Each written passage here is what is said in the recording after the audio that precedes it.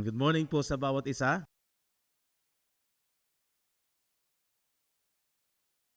Isang napakalaking palaging pribilehiyo po sa bawat isa po sa atin na habang tayo po ay nabubuhay, ay mayroon pong tayong kalayaan, lagi nating napagsalusaluhan ang pagmamahal, ang pag-iisip ng Diyos na dito sa Bible at napakahalaga lamang po talaga na mapagtuunan natin at masanay ang ating buhay na ito yung pinaka magandang magaganap sa buhay ng isang tao, na yung mga salita niya ay ating mapag-usapan, pagpapabulay-bulayan at lagi masariwa.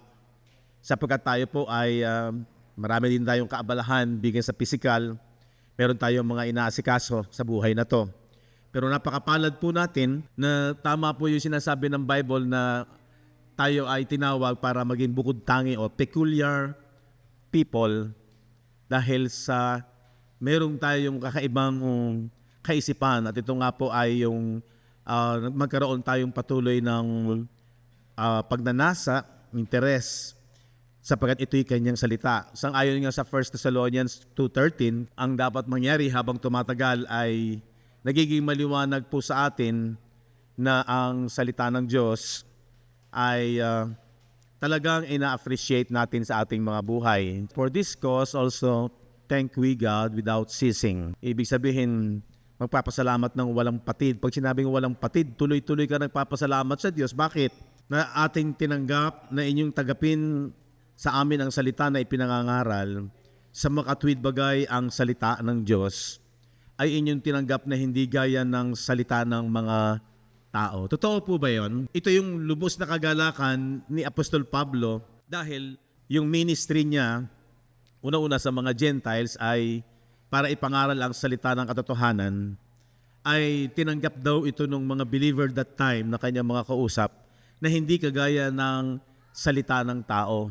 Receive the word of God which you have heard. Ye receive it not as the word of man. Tinanggap niyo ito, hindi kagaya ng salita ng tao. Okay, ang salita ng tao, pinapahalagahan natin bilang aspeto ng pakinabang sa ating pisikal. Pero higit sa lahat, pag naunawaan mo na ito'y salita ng Diyos na ipinasulat, higit sa lahat na ito'y magiging dapat ay napakapalad natin na tayo ay nakakarinig at nakakatanggap ng kanyang salita. Na tinanggap natin, sabi dyan, tinanggap na hindi gaya ng salita ng mga tao, kung hindi ayon sa katotohanan na salita ng Diyos. Wala na tayong hahanapin pang ang Diyos ay magsalita ng audible voice.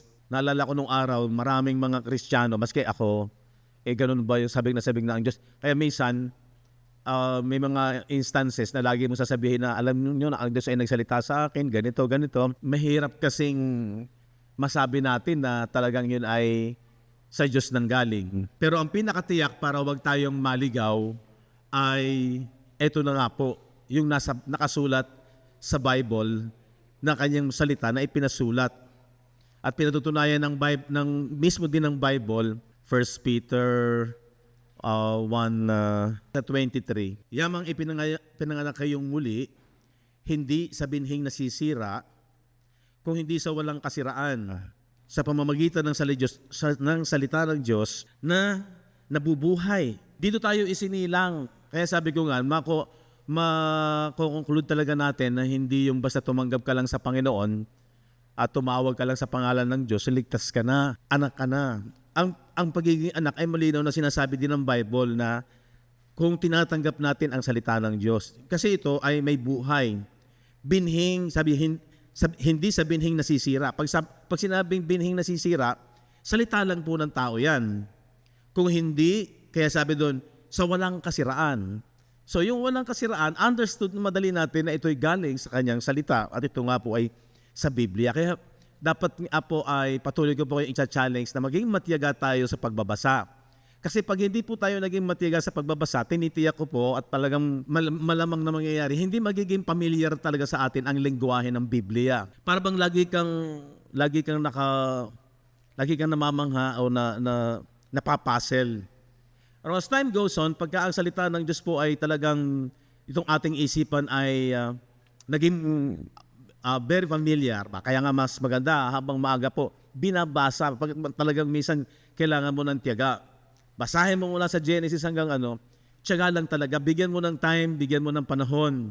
And as time goes on, tandaan ninyo, bukod pa yung nakikinig ka, nakakarinig ka ng mga turo, magiging familiar ito. Magiging madali mo nang maunawaan ang lingwahe niya, ang pakahulugan niya. At hindi mo na kailangan na pumasok pa sa mga pribilehiyong eskwelahan ng Biblia para maunawaan ito. Sapagat marami pa nga po, kagaya ko po, nag-aral ako ng Bible School for almost 2 years. Bukod pa doon sa lagi ka nag-aaral at nakikinig at ilang taon nating nagpasimula po ako, kung hindi ako nagkakamali ay 87, 88. Nagbabasa na ako ng Bible, nakikinig ka na ng mga katuruan at naging active ako sa pag-attend ng mga Bible study. And then hanggang sa ako ay naging workers, tinatawag na official workers, may mga Bible study, so nagbabasa ka lagi kung ano yung i-share mo. And then, yun nga, nakapasok ako sa Bible School for almost 2 years. At tapos nakaka-attend pa lang lagi ng mga seminar, mga G12, mga kung ano. So maraming dinaanan. Tapos meron pa mentoring kang ina-attendan. So isipin ninyo na nakatulong ba yun? Yes, nakatulong yun na dumaan ka sa mga ganoong nagbabasa ka ng Bible. Hindi yung pong basta sumisimba ka lang at na-values natin sa relihiyong ating kinagis na napakahalaga ng sumisimba, pero walang masyadong liwanag ng pag-unawa sa salita ng Diyos. Ang hirap mag-adjust po nung ganon. Kaya talagang napaka-importante po talaga na magbasa tayo kasi tayo rin ang makikinabang nito. Makukuha mo yung lengguwahe ng Bible as time goes on. Kaya yun po yung napaka-importante sapagkat ang isang tao talagang isinilang na muli sa pamamagitan ng salita ng Diyos. Kasi sabi na, yamang ipinanganak kayong muli, hindi sa binhing nasisira, kung hindi sa walang kasiraan, sa pamamagitan ng salita ng Diyos na nabubuhay at namamalagi. Tapos sabi ng 24, sapagkat ang lahat ng laman ay gaya ng damo. Isipin mo, yung laman natin ay bilang sa physical ay inihalin tulad sa damo. At ang lahat ng kanyang karangalan ay gaya ng bulaklak ng damo. Maganda ang bulaklak, ina-appreciate at hinahangaan, di ba? Minamahal ng mga tao. Pero ang damoy natutuyo, ang bulaklak ay nalalanta. Sipin ninyo, ganyan lang ang laman. Kaya kung yung glory ng laman lamang ang nagiging parang ating pinagkakaabalahan at binabalyo, medyo uuwi talaga sa corruption. Datapwat ang salita ng Panginoon ay namamalagi pakailanman. Ganun napaka-importante. Bagaman ang salita ng Diyos ay minsan nga ay nakakatamad, parang nakakaantok, boring. Lahat yan, nararanasan natin yan eh. Kung ikumpara mo sa enjoyment ng salaman, kaya lang ang problema, itong salaman, temporal lang yan. Natutuyo, nalalanta. Pero yung salita ng Diyos na minsan ay talagang parang ang hirap kasi nga, sabi nga nung Wednesday sa mga Bible study, sa aming mentoring. Tama yung Galatians chapter 5, tingnan natin, verse 16. I say, then walk in the Spirit and you shall not fulfill the lust of the flesh. Lumakad kayo sa patnubay ng Espiritu at understood na natin yan ngayon na pag ikaw ay lumalakad sa Espiritu, magka-partner yung salita ng Diyos. Spirit, capital S, parang capital W, Word, si Jesus, at ang kanyang laging ka-partner ay yung tools niya, yung kanyang tools, pag sinabing tools, yung kanyang sandata at gamit, ay yung spirit ng letter S, di ba? Yung spirit, yung Holy Spirit, ang kanyang tools, ang kanyang gamit ay ang salita. Di ba? Pinag-aralan natin nakaraan. Or siya rin yung capital W, si Jesus, at yung sinasabi niya sa John 6:3, yung it is the Spirit that gives life. Pag ikaw ay lumalakad sa Espiritu, maintindihan mo na yung sinasabi niya, this I say, then walk in the Spirit. Pag lumatad ka sa Espiritu, hindi yung magpapakabanal ka na para bagang doon tayo nakapokus sa kabanalan na hindi ka gagawa ng kasalanan. Kasi Holy Spirit yan. No. Understood ng Diyos yung ating laman, ang nature niyan. Kaya sabi diyan, and she shall not fulfill the lust of the flesh. Ang ibig sabihin yan, hindi dapat ang nagdodomina at nagdidikta sa buhay ng isang mananampalataya o ng isang Kristiyano ay ang kanyang laman. Ang nagdo-dominate at nagdidikta ng kanyang buhay at kung paano siya magmamanifest sa buhay sa lupang ito ay ang Espiritu na. Okay, so napaka-importante nito. Ito sabi ng Galatians 5:16, for the flesh lusted against the Spirit, and the Spirit is against the flesh. Sapagkat ang laman ay laban sa nasa ng Espiritu. So mayroong nasa ang Espiritu. Ano yung sa palagay nyo? Ano magiging nasa ng Espiritu? Ano ang gusto ng Espiritu ng Diyos sa atin? Ito walang iba kung hindi yung tayo mapuno ng kanyang salita. Kaya yung nasa ng laman against sa nasa ng Espiritu, and the Spirit is against the lust of the flesh, and they are contrary the one to the other. Para ano? So that you cannot do the things that you would. Para hindi mo magawa yung dapat na gawin natin. So meron tayong dapat gawin. At sabi nga doon sa ating pinag-aralan na nakaraan sa John chapter 6, ano yung sabi ng mga Hudyo? Anong dapat namin gawin? Ano sabi ni Jesus? Ito ang pinagagawa ng Ama. Ang makakita sa anak at sa kanya ay sumampalataya. Sapagkat sa pananampalataya natin sa ginawa ni Jesus, makikita natin yung kanyang layunin sa ating buhay. Kaya sabi ko nga, dito masasagot na yung mga katanungan. Alam niyo po ba, ewan ko kung dumating sa buhay ninyo, nung bata pa ako, na nagpapastol ako ng mga kalabaw, tapos yung pagkatapos ng pagtatrabaho sa bukid ng mga tiyuhin ko, ako magpapastol ng kalabaw. Sa may baybay, sa may tagiliran ng Riles, madamo yun. Palibasa, minsan, nagsosolo ka, nag-iisa ka, biglang pumasok sa isip ko, bakit kaya ako nabubuhay? Ba't kaya ako narito? Meron akong kamalayan, meron akong isip. Tapos sabi ko nga, bakit hindi ako naging kagaya ng kalabaw? Bakit hindi ako naging kagaya ng kalabaw? Ako ang nakasakay doon sa kalabaw di ba? Habang kumakain siya. Bakit tapos doon sa Riles, may mga, alam niyo naman doon sa Riles ng tren, yung mga graba, ba't ako hindi naging bato? Ba't ako hindi naging damo? Bakit ako ay hindi naging mga gaya ng halaman? O ng anumang mga hayop? Ewan ko, minsan siguro dumaring, ba't pa tayo nabubuhay dito sa lupang ito? Dumating ba sa inyo, ba't kaya nabuhay ba lang? Dahil isinilang ka ng iyong mga magulang? Sumipot ka sa lupang ito? Pagkatapos, parang kang putok sa buho? Pagkatapos, mawawala? Ganoon na lang ba talaga? Pero salamat sa Diyos sapagkat sinagot ito ng Biblia. Sinagot ito ng salita ng Diyos. Diba? Na mayroong layunin ang Diyos. Tingnan niyo. Sabi ng Romans chapter 14, verse 7. Di ba? Tayo ba'y basta na lang nabuhay? Sapagkat ang sino man sa atin ay hindi nabubuhay sa kanyang sarili. At sino man ay hindi namamatay sa kanyang sarili. So hindi natin gusto na tayo ay mabuhay at hindi rin basta dapat tayo mamatay.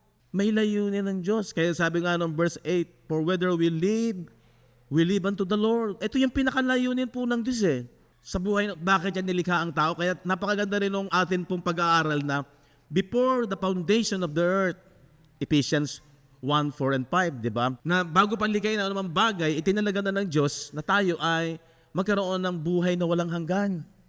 At tayo ay magkaroon, at hindi maghari sa atin ang kamatayan. Kaya sabi diyan, for whether we live unto the Lord. And whether we die unto the Lord.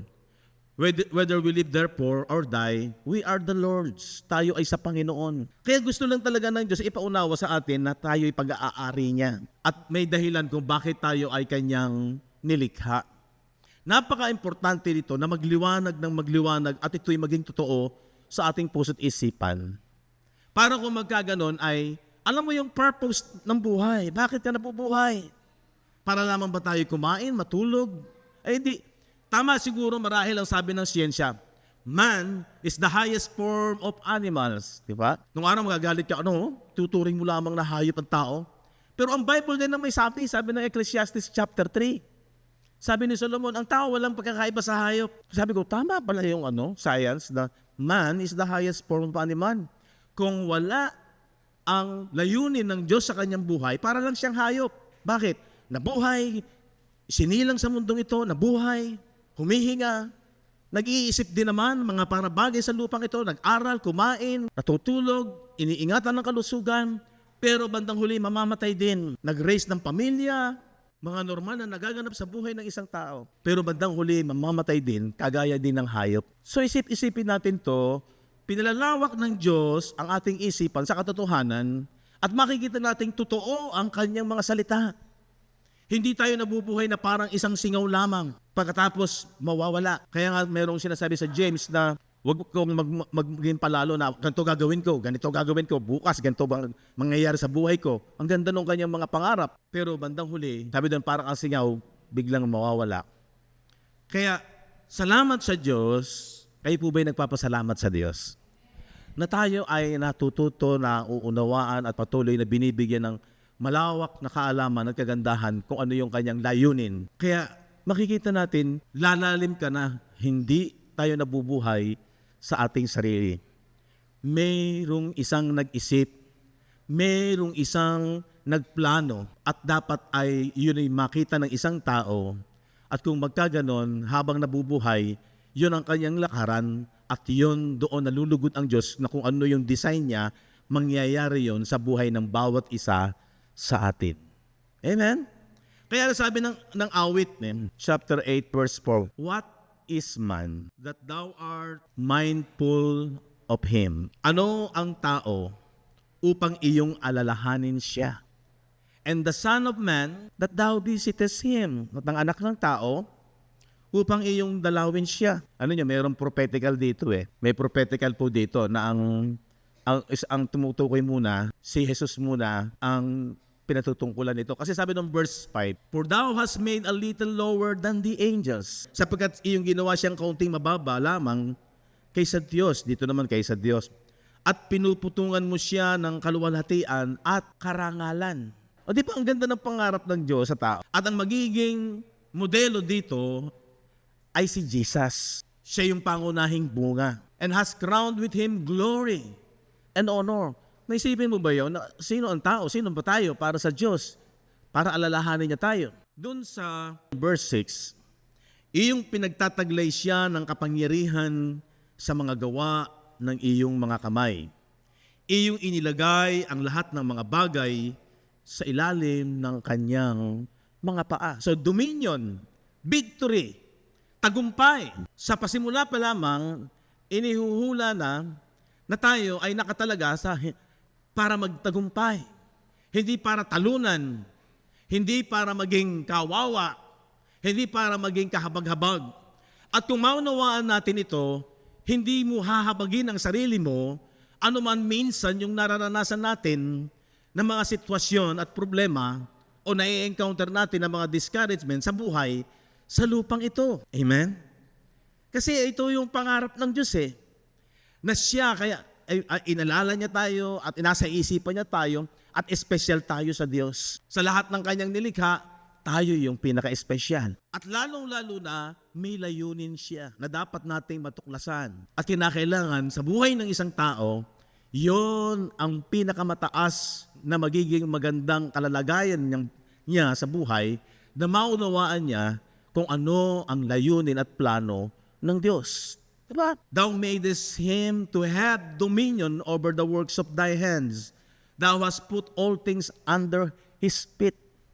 Unang-una, si Jesus yan Tingnan natin. 1 Corinthians chapter 15, verse 27. Sabi diyan, For he had put all things under his feet, sapagkat kanyang pinasuko ang lahat ng mga bagay sa ilalim ng kanyang paa. Datapat kung sinasabi ang lahat ng mga bagay ay pinasuko, ay maliwanag na itinaangi yaong nagpasuko ng lahat ng mga bagay sa kanya. Ito po, ang tinutukoy dito, si Jesus. At ito, mauunawaan natin sa ngayon, ako nauunawaan ko sa ngayon, na si Jesus ang nagbigay ng tagumpay at katuparan doon sa sinasabi ng Psalms chapter 8 na para sa lahat ng tao ay dumating yung tagumpay, dumating yung pinapangarap at itinalaga na ng Diyos mula pa ng pasimula, before time, before the world began, mula pa ng pasimula na ang tao ay napaka-espesyal at ang gusto niya sa tao ay makapiling niya ito at maging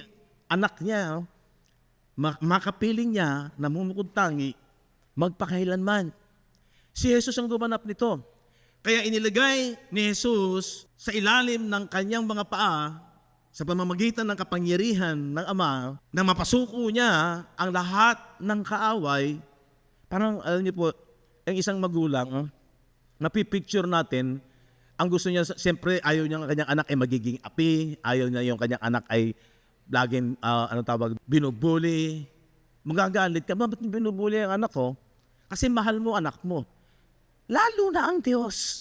Ayaw niya na malagay ang tao sa napakababang kalalagayan. Alam niyo, yung mga maunawaan natin na kapag ang isang tao ay nire-reject niya yung plano ng Diyos na gusto siyang ilagay sa napakagandang kalalagayan, sa mataas na kalalagayan, abay, ang pinipili niya ay kalaliman, which is Tartarus, yung deep hell. Nalalagay sa sitwasyong kalaliman. Ganun po ang ibig sabihin ng Tartarus na hell. Na yung mga tao na nireject si Jesus, na nagmamataas, imbis na sabi sila ibababa, sila inalalagay sa Tartarus, sa kalaliman. Iyon po yung estado ng kalalagayan, hindi po yun literal. Na imbis na mailagay siya doon sa kataasan, itinaas siya ng Diyos, sapagkat special ang tao sa Diyos, pero kung nireject niya yung plano ng Diyos, siya'y lumalagay sa kalaliman, sa libingan, kamatayan. Imbis na makita niya yung buhay, ang kabaliktaran ay libingan, kamatayan. Pero yun po'y picture lang nung kalalagayan ng kanyang espiritu. Sapagkat may pangarap ang Diyos na siya'y kapiling niya doon sa langit. Pero kung ayaw niya, siya ay nasa Hades. Siya ay nasa Tartarus. Amen? Makikita niyo, sino ang tao para alalahanin siya? Binibisita siya. Sa pamamagitan ni Jesus, dinalaw ang tao. Para yung pangarap niya na ilagay sa napakagandang kalalagayan ay mangyari sa kanya. Problema, ngayon ang unawaan natin, ito'y spiritual. Ito'y eternal. Ito'y heavenly. Hindi dito. Kaya sabi ng 2 Corinthians 3:10, kung hindi ako nagkakamali, ang ating pakikipagbaka, hindi sa laman. Hindi dito sa lupang ito. Maiintindihan natin ngayon ang buhay ng mga first century believers, ng mga apostol na kawawa. Parang api, parang talunan. Nasa bilangguan. Dahil nga, maski si Jesus, ang sabi niya, ang aking kaharian ay hindi dito sa lupa. Ang aking kaharian ay hindi niyo ma-observe na naririto o naririyan. Kung hindi ang aking kaharian, nasa loob ninyo. Na pag naunawaan natin na yung ating espiritu, binuhay niya, ginolorified niya. Kaya pag bumalik ka doon sa 8:6 ng Psalms, tingnan natin. For thou hast made him a little lower than the angels and hast crowned him with, ano sabi diyan? Glory, kaluwalhatian, and honor, at karangalan. Saan part ng buhay natin yon? Ngayong naunawaan natin. Kaya sabi ko nga, napakalaking halaga na magliwanag sa atin yung ginawa ni Jesus sa krus, yung Gospel of Christ. Kasi diyan ay maunawaan natin na yung kaaway na inilagay sa ilalim ng kanyang mga paa, walang iba kung hindi yung sin na nasa flesh ng tao, at nang dumating yung law, nabigyan niya ng buhay, di ba? At nagkaroon ng mga transgression, ito yung sins, ito yung noun, ito yung verb, ito yung parang nagbigay ng power doon sa sin, ayon sa 1 Corinthians 15:50, mapagtutugma-tugma natin. And then, yung power ng death ay yung sting, ito yung sting, kamandag ng kasalanan ay ang kamatayan, at ang power ng sin ay nanggaling sa law. So, maunawaan natin na yan yung dinil ni Jesus para malagay sa ilalim ng mga paa ni Jesus, at maging yung mga sumampalataya sa Kanya maghaharing kasama ni Kristo. Kaya sabi ng Ephesians 2:5 and 6, maintindihan natin na kung ano nangyari kay Jesus, kung ano naging kalalagayan ni Jesus, tayo'y inilakip na kasama ni Kristo Jesus. Even when we were dead in sins, noon tayo patay sa kasalanan, alin, yung ating spirit, had quickened us, binuhay tayong maguli kasama si Kristo. By grace you are saved. And then, sabi ng verse 6, and had raised us up together and made us sit together. O di maghahari ka, kasama kang pinaupo ni Kristo Jesus in heavenly places in Christ Jesus. Di ba? So makikita natin na inilagay niya ito sa ilalim ng kanyang mga paa. At ang pinakahuli-hulihang ginapi niya ay walang iba kung hindi itong Death. basahin natin, 1 Corinthians chapter 15, 26. Ang kahuli-hulihang kaaway nalilipulin ay alin? Ang kamatayan. In their time, inaantay pa nila yan. Kaya hindi pa kumpleto ang katubusan. Sa time nung sinusulat ni Apostol Pablo itong unang Korinto, inaantay pa nila yan. Kaya may huling gagapiin. Pero after AD 70, noong bumagsak ang nakakahadlang, ano yung nakakahadlang? Yung veil, pag sinabing humahadlang, yung hindi nagpapakita, tumatakip sa kaluwalhatian at hindi pa lubos na nahahayag si Kristo. Kaya mayroong sinasabi na kung si Kristo ay mahahayag rin tayong kasama niya. Noong panahon nila, hindi pa complete yung revelation ni Jesus. Kasi mayroong humahadlang. Ang tumataklob sa kanilang kaisipan para hindi mahayag ang kakumpletuhang tagumpay ay yung templo, yung mga elements ng kautusan. Pero nung napugnaw yun ng apoy at bumagsak, ibig sabihin, dissolve, wala nang hadlang, maliwanag nang makikita ang kagandahang ginawa ni Jesus na tagumpay sa buhay ng bawat mananampalataya. Lalo na sa ating panahon ngayon. Maliwanag na dapat tayo ang lubusang magsaya sapagkat hayag na ang kaliwanagan nung tagumpay na ginawa ni Jesus. Diba? Ang huling gagapiin ay kaaway. So kung ito'y nagapi na, kaya diba sabi, He had abolished death. Kanyang inalis ang kamatayan at hindi na maghahari pa kailanman ang kamatayan. Kaya nga tayo ay hindi na alipin ng kasalanan na ang bunga ay kamatayan. Kaya nga, naintindihan din natin yung ating mga pinag-aaralan na wala na tayo sa batas kautusan o ng kasalanan na ang bunga ay kamatayan. Wala na tayo rito dahil inabolish na rin yung law. Dahil wala na tayong itatransgress.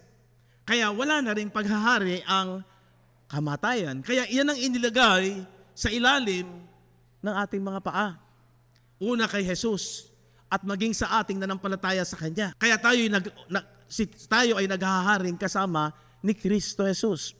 Nasabi nga ng Romans chapter 5 verse 17, For if by one man's offense death reigned by one, much more they which received abundance of grace and of the gift of righteousness shall reign in life by one, Jesus Christ. Sapagkat kung sa pagsuway ng isa ay naghari ang kamatayan sa pamamagitan ng isa. So meaning, sino yung unang sumuway? Si Adam, na nirepresent yung ating outward man na pinanahanan, yung flesh. Ano po? Pamamagitan ng, ito yung unang Adam, outward man, naghari ang kasalanan.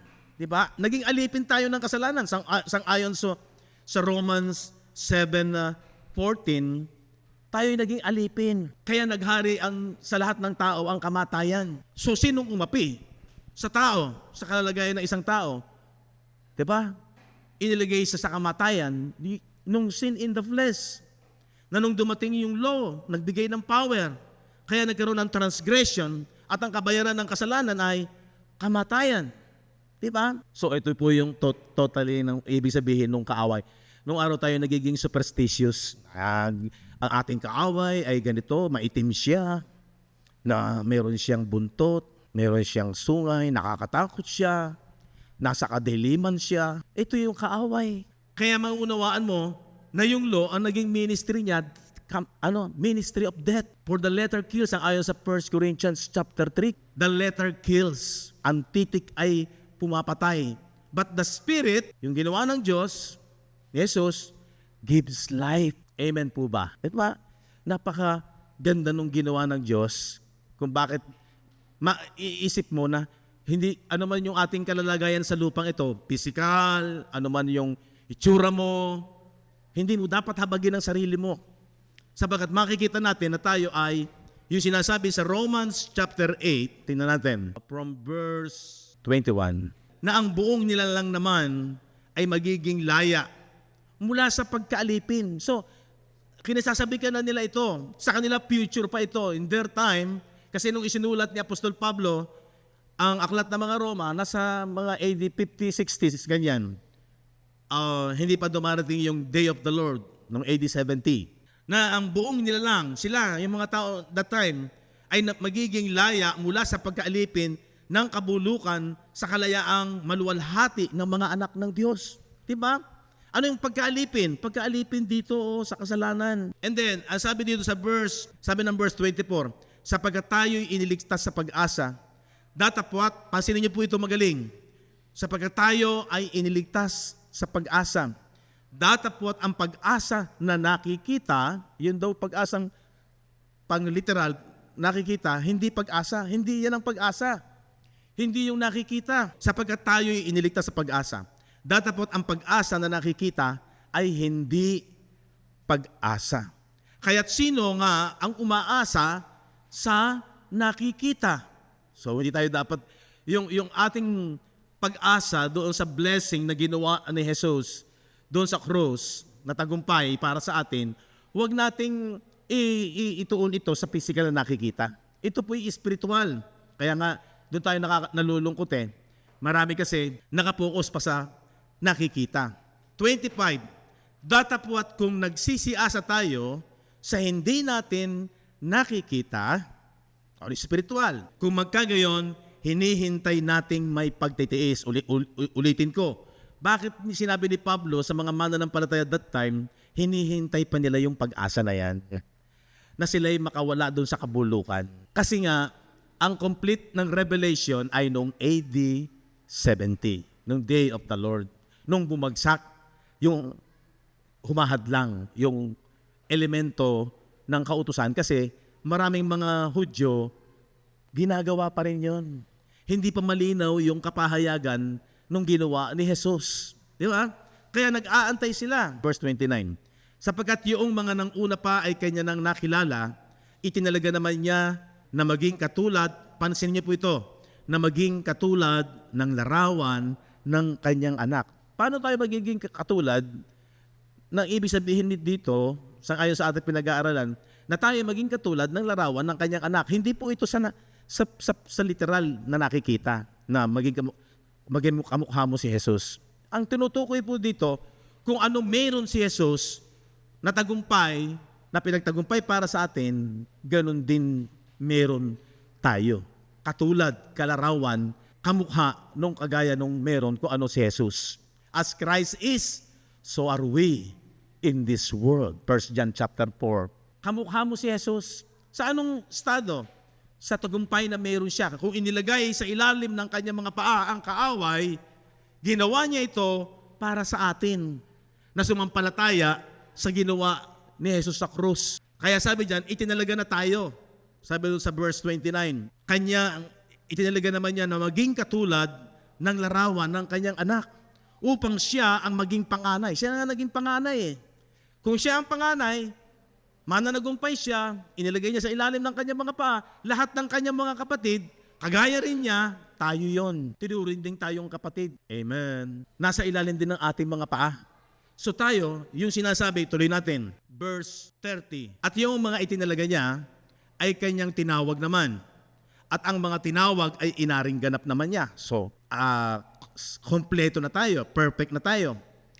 At yun po yung nakapokus sa inward man. Tinawag naman niya, at mga tinawag ay inaring ganap naman niya. At ang mga inaring ganap ay niluwalhati. O di ba, pag bumalik ka doon sa Psalms chapter 8, binigyan ng karangalan at kaluwalhatian. Natupad po yun. Dito sa verse 30, niluwalhati din naman niya. 31. Ano ngayon ang ating sasabihin sa mga bagay na to? So pinapaunawa ni Apostol Pablo, ano ngayon na masasabi ninyo? Ano yung nakikita nyo? Kung ang Diyos ay kakampi natin, sino ang laban sa atin? Di ba napakaganda niyan? Kaya nga lamang, sabi ko nga, tinitiyak yan ng Bible. Tinitiyak yan ng Diyos. Kung tayo nanampalataya sa ginawang tagumpay ni Jesus sa krus, kaya napakahalagang maging maliwanag yung gospel of Christ. Saan ka pinagtagumpay? Paano inilagay sa ilalim ng iyong mga paa ang lahat ng kaaway? Diba?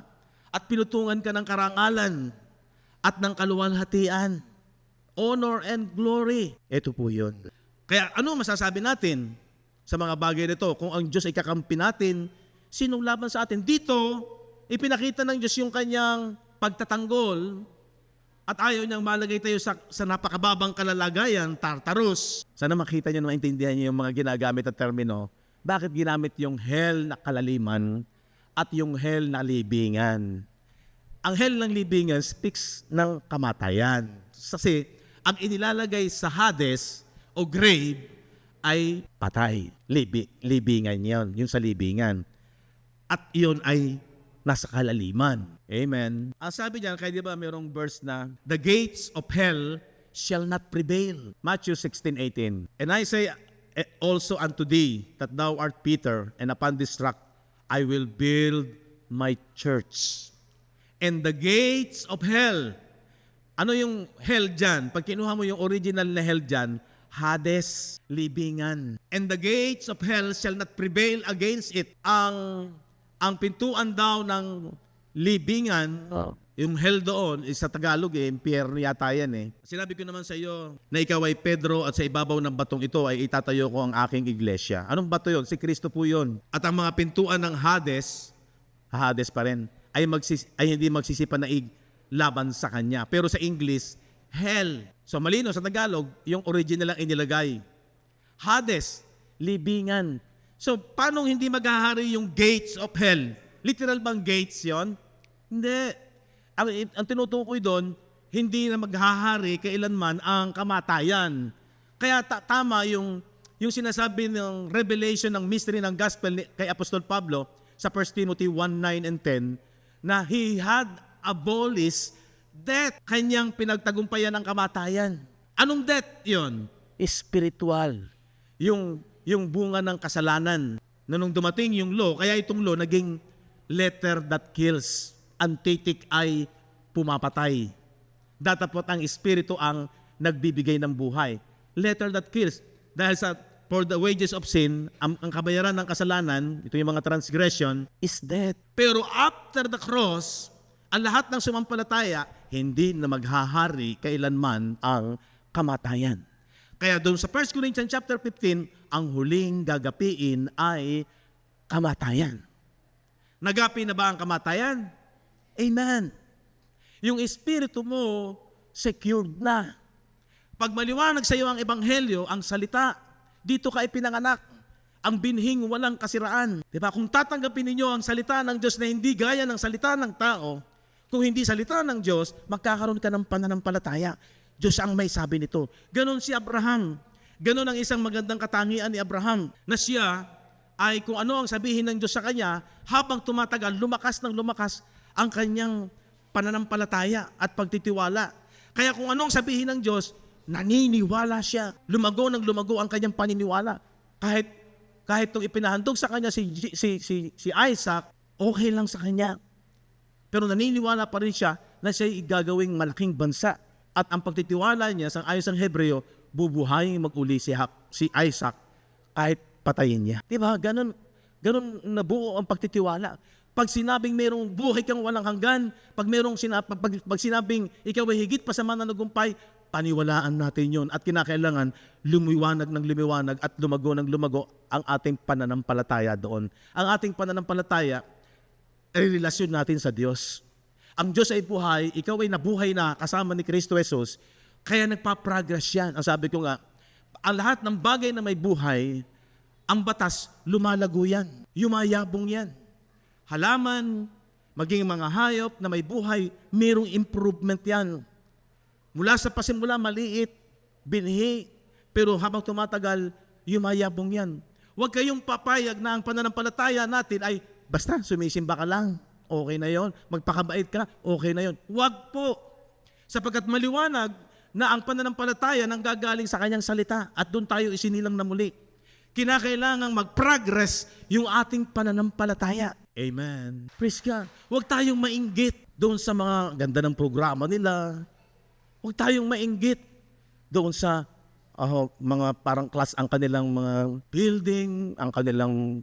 Okay, kung dumating sa atin yan, salamat. Pero kung hindi, kontento na tayo.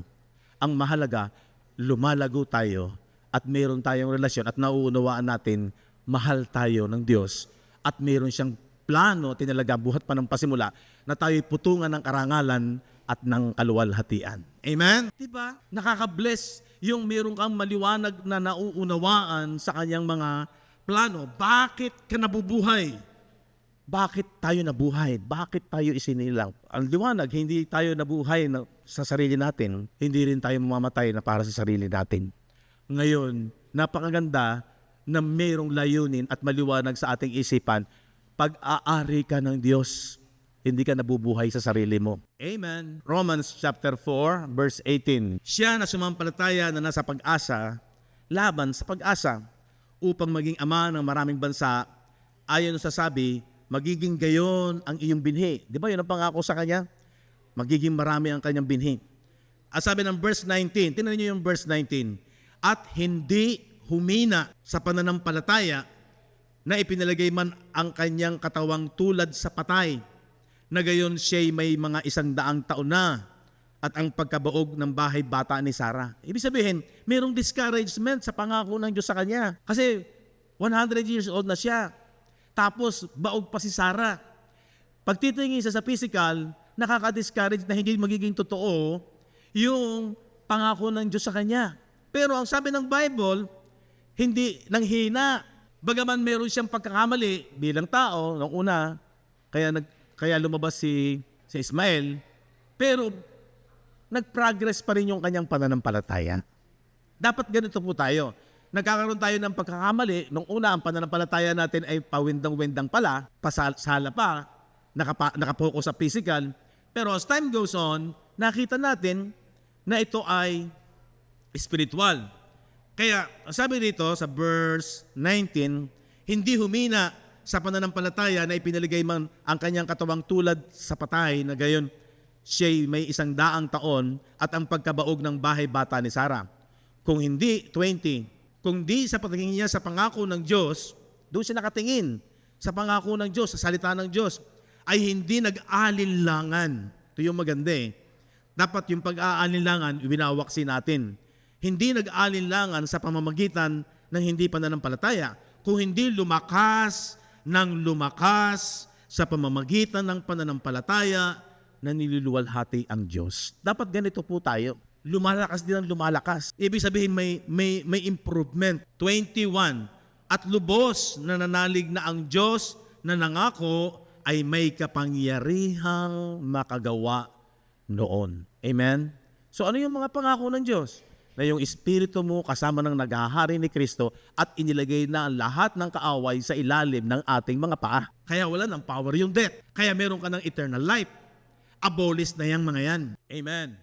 Hindi po ito sa physical. Kaya kapag ang perimeter ay dito sa physical, sasala tayo eh. Merong kawawa, merong pagka yung maganda ang buhay, sila lang ang bless. Sasala eh. Kaya tuloy nagkakaroon ng inggitan. Nagkakaroon tuloy ng confusion. At nagsusumikap sa kanyang sariling gawa. Mali po eh. Talagang ito po ay spiritual. Kaya kanina yung binasa natin, yung sa Romans chapter 8, ang pag-asa natin sa hindi nakikita. Dahil pag daw sa nakikita, ay hindi na ito masasabing tunay na pag-asa. At 21, at lubos na nanalig na ang Diyos na nangako ay may kapangyarihang makagawa noon. Dahil dito, ibinilang naman na katwiran iyon sa Kanya. Di ba? Pag sa pananampalataya, itinuturing tayong matuwid. Kapag ikaw ay nanampalataya, nagtiwala, doon ka itinuturing na matuwid, hindi doon sa gawa, sa pananampalataya. Ganun ka-importante po, nagtiwala ka sa pangako ng Diyos. Ganon si Abraham. 24. Kung hindi dahil din naman sa atin na ibibilang sa ating mga nagsisampalataya sa Kanya na bumuhay na mag-uli sa mga patay, kay Jesus na ating Panginoon na ibinigay dahil sa ating mga kasuwayan at binuhay na mag-uli sa ika-aaring ganap natin. So doon din tayo inaring ganap sa pamamagitan ng ating pananampalataya na binuhay na mag-uli si Jesus, binuhay na mag-uli din tayo yung ating taong panloob. Okay, so ganun po napaka-liwanag na pag itinuloy natin yung Romans chapter 8, ano ngayon ang ating sasabihin? 29. Sapagkat yung mga nang una pa ay kanyang nakilala na itinalaga naman niya na maging katulad ng larawan ng kanyang anak. So, naunawaan na po natin ito. upang siya ang maging panganay sa maraming magkakapatid. At yung mga itinalaga niya ay kanyang tinawag naman. At ang mga tinawag ay inaring ganap. Ayun na naman po yung inaring ganap. Inaring ganap naman niya. At ang mga inaring ganap ay niluwalhati din naman niya. So natupad yung sinasabi sa Psalms chapter 8. Ano na ang ating sasabihin sa mga bagay na ito? So kung maintindihan na natin, ano ka na ngayon? Kung ang Diyos ay kakampi natin, sino ang laban sa atin? Verse 35, sino ang maghihiwalay sa atin sa pag-ibig ni Kristo? Ang kapighatian ba? So itong mga naranasan nila noon na mga kapighatian, pag-uusig, ba? Hindi daw yun ang makapaghihiwalay. Sa atin naman, mild na lang ang mga nangyayaring problema sa atin, unlike dun sa buhay nila noon. Sila, punong-puno ng kahapisan, pag-uusig, gutom, kahubaran, panganib, tabak, kasi papatayin sila noon. Sabi ng 36, gaya ng nasusulat, dahil sa iyo kami pinapatay sa buong araw, kami nabilang na parang mga tupa na sa patayan. Di ba, pangit nung kalalagayan nila? Pero nababanggit pa rin nila na higit pa sa mananagumpay at napakapalad nila. How much more yung ating buhay ngayon? Na tayo, hindi naman tayo dumanas ng gano'n, maganda na ang kalalagayan natin, bagaman may mga problema pa rin. May mga kalungkutan pa rin.